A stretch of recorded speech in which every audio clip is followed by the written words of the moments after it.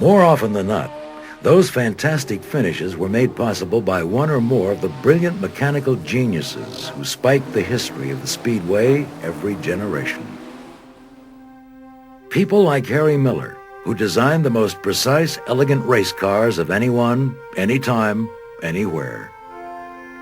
Miller pioneered aluminum pistons and blocks, intercooled superchargers, unusual carburetors, and streamlined designs.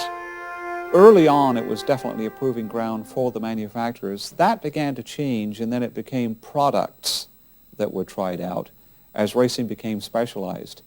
And Harry Miller from Los Angeles had nothing to do with the automobile industry. He built racing cars complete, engines, chassis, and the whole works. And his reward for success on the racetrack was to sell more racing cars. In the early days, Harry Miller's engines were often up against cars powered by Duesenberg engines. The Duesenberg consumer cars were of such high quality that their name became synonymous with elegant perfection. The phrase, "It's a doozy," was coined to refer to anything that was the very best. Fred and Augie Duesenberg built their engines and custom cars in Indianapolis. Their race cars were in contention at the 500 from 1914 until well into the 30s, when private owners continued to enter them. Until the Depression and Fred's death in 1932 sank the company, Duesenbergs were the Rolls-Royces of America.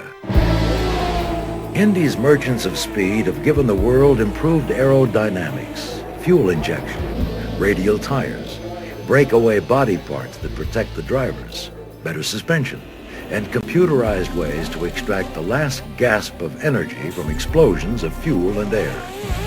I don't think you could say that anything was invented at the Speedway, or if it wasn't for the Speedway or if it wasn't for racing, this wouldn't have happened or that wouldn't have happened. But there was a lot of things that were perfected. No doubt, tires, spark plugs, shock absorbers, four-wheel brakes, the low, wide-profile tire later on, but all the way through the 20s, 30s, 40s, 50s, there was a lot of things that were perfected at the racetrack. Through the years, the Indy 500 race has seen designs that were deemed crazy. Some proved to be crazy like a fox. The first rear-engine car appeared at the Speedway in 1937, but it took until the mid-1960s until rear-engine cars became the standard at the Brickyard. On the theory that two is better than one, the 1946 Fajoule twin-coach entry driven by Paul Russo sported two midget Offenhauser engines, one in the front of the driver and one behind. Russo ran well enough to qualify the car in the middle of the front row that year. In 1964, Smokey Yunick entered the Hurst Floor Shift Special, a car where the driver sat in an appendage, like a sidecar.